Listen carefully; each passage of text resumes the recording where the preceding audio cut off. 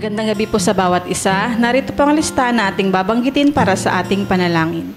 Pastora Stella Jeronimo, Pastor Ted Rivo and Family, Pastor Nael Tongka and Family, Pastor Jerry Dalagit, Pastor Ronin, Sister Leonie, Reynosa Family, Pastor June Jeronimo and Family, Pastor Samuel Montiagodo, Nana Nemen, Sister Neneng, Sister Blancy, Baby Muding Mijares and Family, Sister Judith, Brother Chris and Brother NC, Sister Jenaline Katrina, Concept and Kyle Valiente, Marinas Family, Sister Christina and Sister Jessica Yamsuan, Sister Edna and Sister Abigail Marquez, Buatis Bartolome Family, Nana Yoli and Family, Pastor Larry and Sister Glenda Pontillas, Carizo Family, Brother Ronald Benaventura and Family, Sister Raquel Benaventura, Brother Jojo, Sister Marivic and Sister Neche Jiran, Sister Trisha, Trixie and Tristan Larisma, Sister Isang Constantino, Cabales Family, Brother Rod, Sister Ana and Sister Praise de los Santos, Sister Cherry Arzala, Sister Orfa, Sister Sharon and Sister Nympha,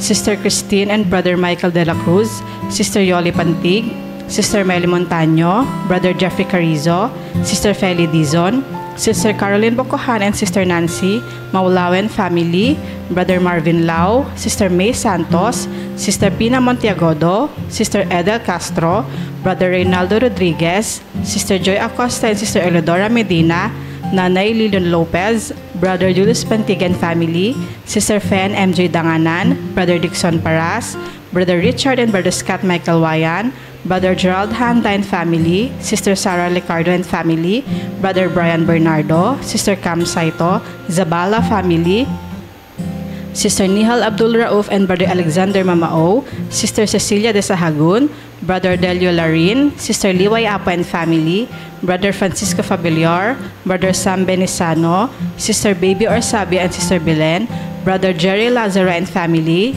Sister Zea Callejo, Brother Vic Gutierrez and Family, Brother Francisco Tenon, Baby Gavin Manzulim, Sister Lani Ramos, Sister Janet Abuel, Sister Hilary Ann Abuel, Baby Julian Crisalfante, Sister Crescentia Ramos Rico, Nanay Gloria, Pastor Henner Ado, Brother Richard Elima, Brother Michael Tailo, Brother Ismael and Brother Joaquin Ong, Baby Penelope Jane Leoncio, Brother Juanito Ramos, Sister Joanne May Ragusante, Brother Paul Anthony Gutierrez and Family, Sister Filomena Tugade, Sister Madeline Napalang, Sister Maribeth Balahadia, Brother Leo Garcia, Sister Julia Micaela Domingaño, Brother Jonathan Binuya, Sister Susan Lopez, Attorney Carlos Borja Jr., Sister Aida Cruz de Leon, Brother Reynaldo Morena and Family, Sister Jean, Baby Chino and Baby China Antolin, Brother Nelson and Sister Vivian Pabigayan, Sister Julieta Gutierrez,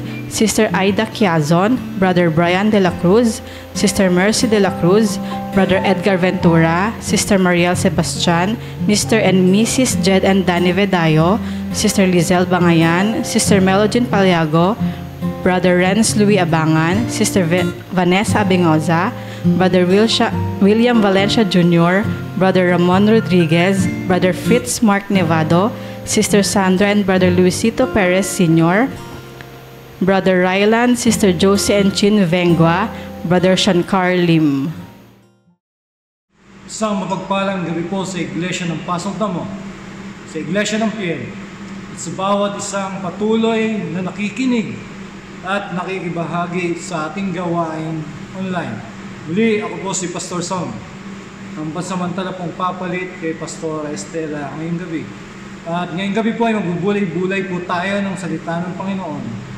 At ang ating pong pagbubulay-bulayan ay may pamagat pong huwag tumigil.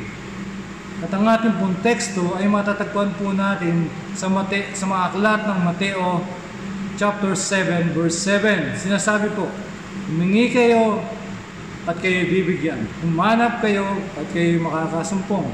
Tumatok kayo at kayo bubuksan. Purihin po ang Panginoon sa ating mga salitang binasa. Ang buhay po natin ay puno po ng hamon. Puno ng pagsubok.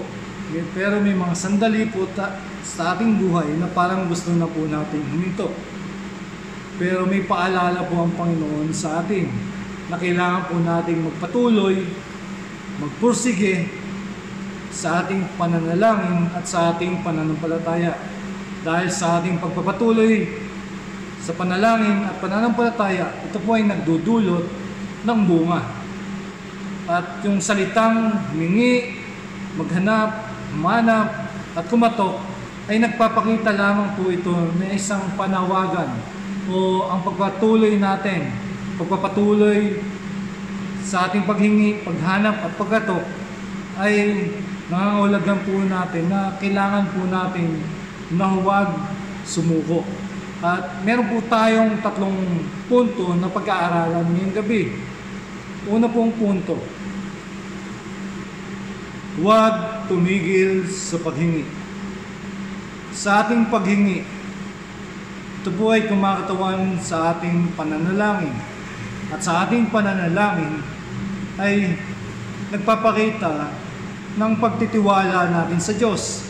Kaya sa ating pananalangin, kailangan huwag po tayong magsasawang humingi sa Panginoon. Sabi nga po, pray without ceasing. Tayo po ba ay minsan nanghingi, nanalangin sa Panginoon, pero tumigil tayo kaagad. Bakit? Dahil matagal sagutin ng Panginoon o napakatagal na nating pinapanalangin. Bakit hindi pa rin nangyayari? Kaya tumitigil tayo. Pero ang paalala sa atin ng Panginoon ay magpatuloy tayo. Pangalawa po, huwag tumigil sa paghahanap. Ang paghahanap po ay nangangailangan po ng pagsisikap, ng pagbubursige.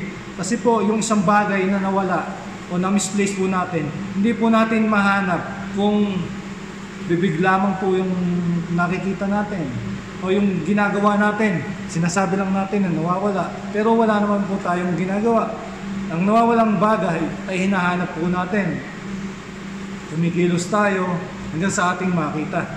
Ganun din po tayo dapat sa kalooban ng Panginoon. Huwag po tayong titigil sa paghahanap. Ano ba yung hahanapin natin? Yung katwiran ng Panginoon, yung kalooban ng Panginoon. Nangangahulugan lamang po ito na kailangan natin ang salita ng Panginoon sa ating buhay. At kailangan po natin nang magsumikap sa ating paghahanap.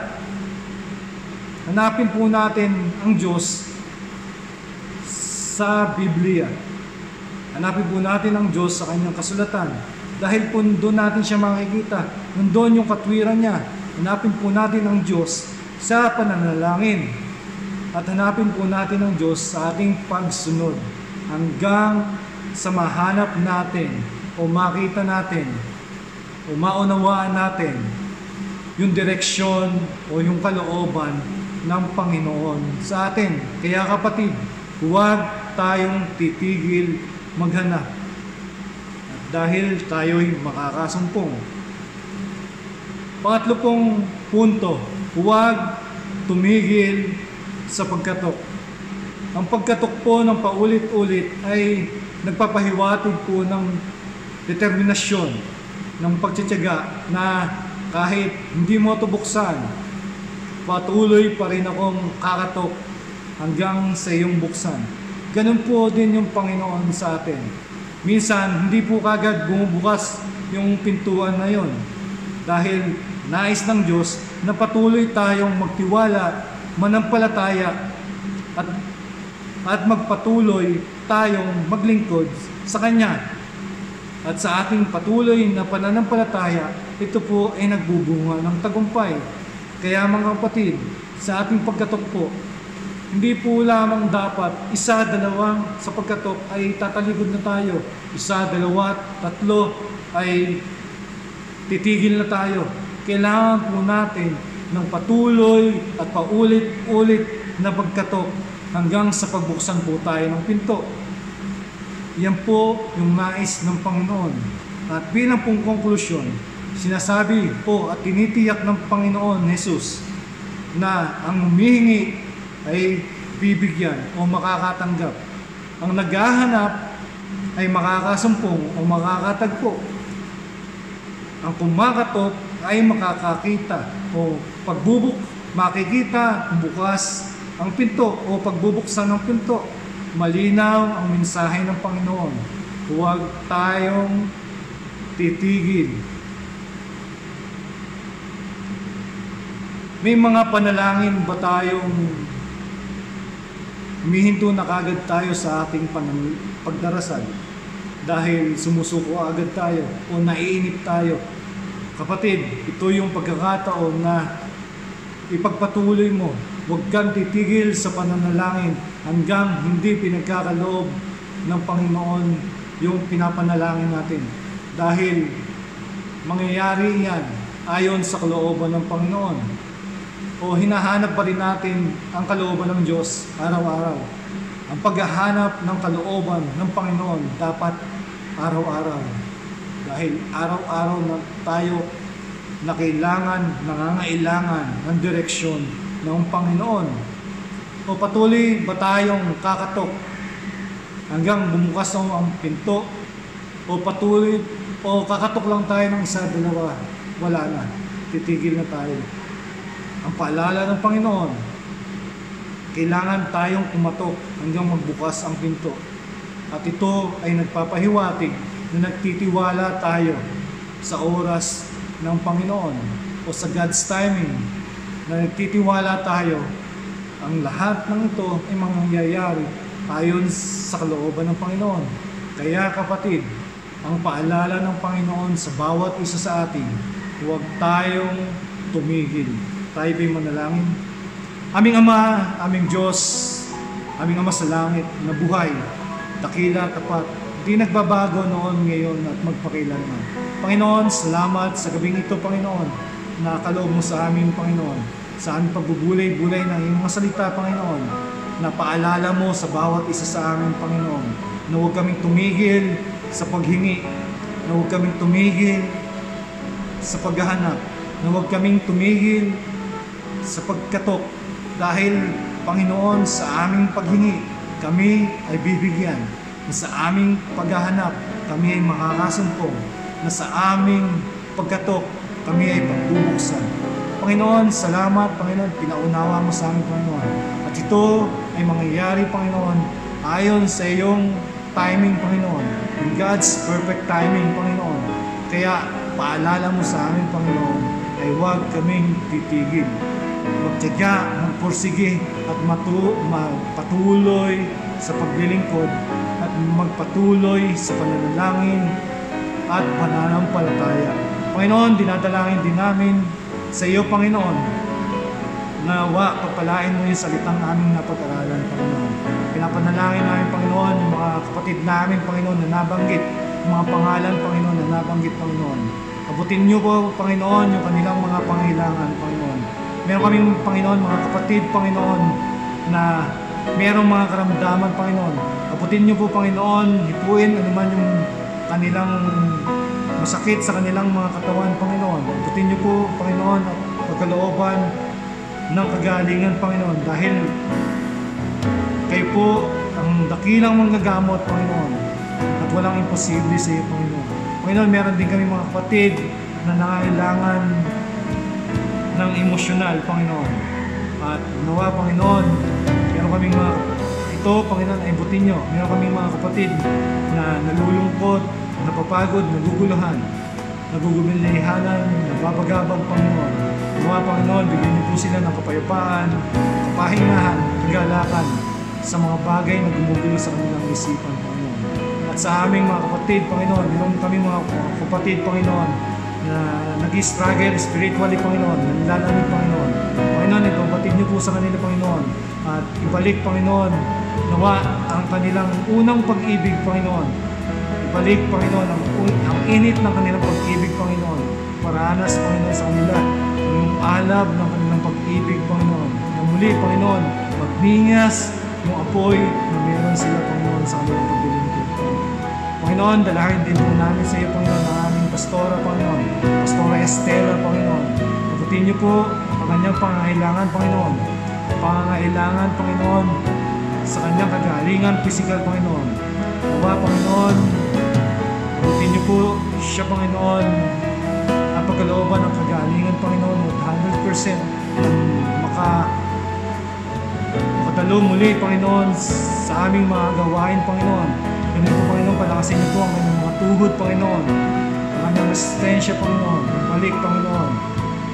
Sa gayon, Panginoon, makaakyat, panaog siya, Panginoon, sa aming iglesia, Panginoon. At nawa, Panginoon, sa aming mga kapatid, dinadalangin namin ang bawat isa, Panginoon, na abutin niyo po ang kanilang mga pangailangan. At ito po ay maging ayon sa iyong kalooban. At ito po ang aming samot dalangin sa tanging pangalan at mga pangyarihang pangalan, aming Panginoon, Jesucristo. Amen at amen.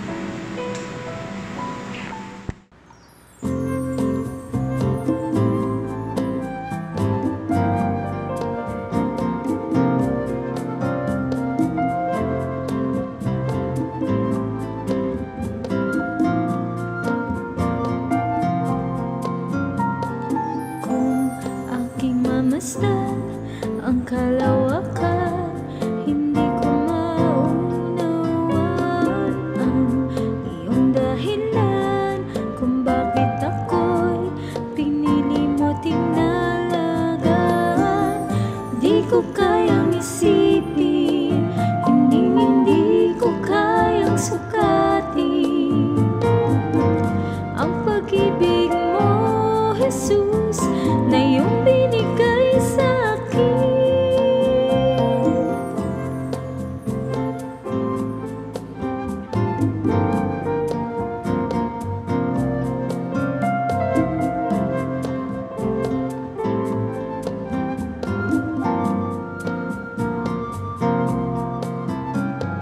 Kung aking mamasdan ang kalawakan, hindi ko maunawaan ang iyong dahilan kung bakit ako'y pinili mo tinalagaan. Di ko kayang isipin, hindi ko kayang sukatin ang pag-ibig mo, Jesus, na iyong binigay sa akin. Salamat, salamat, O Jesus, sa pag-ibig mo. Walang ibang nagmahal sa akin ng katulad mo. Salamat, salamat, O Jesus, sa pag-ibig mo. Ako'y magsasaya sa piling mo.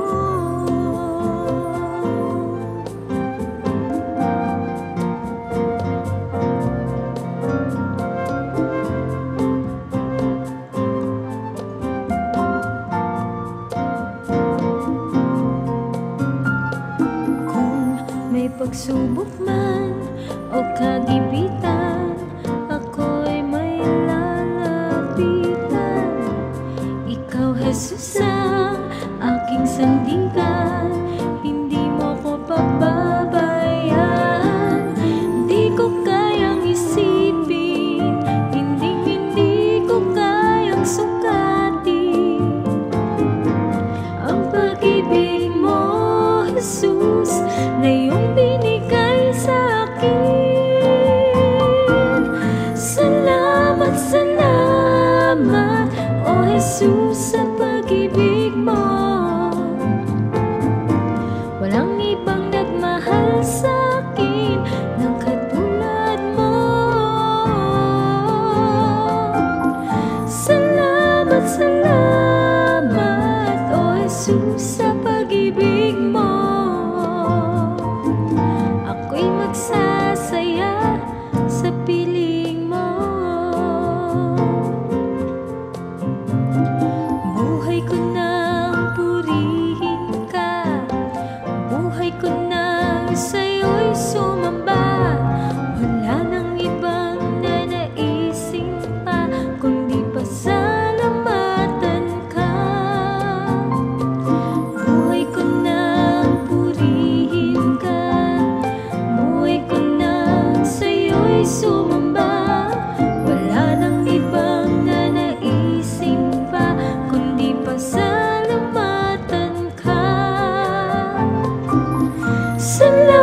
salamat, O Jesus, sa pag-ibig mo. Walang ibang nagmahal sa akin ng katulad mo.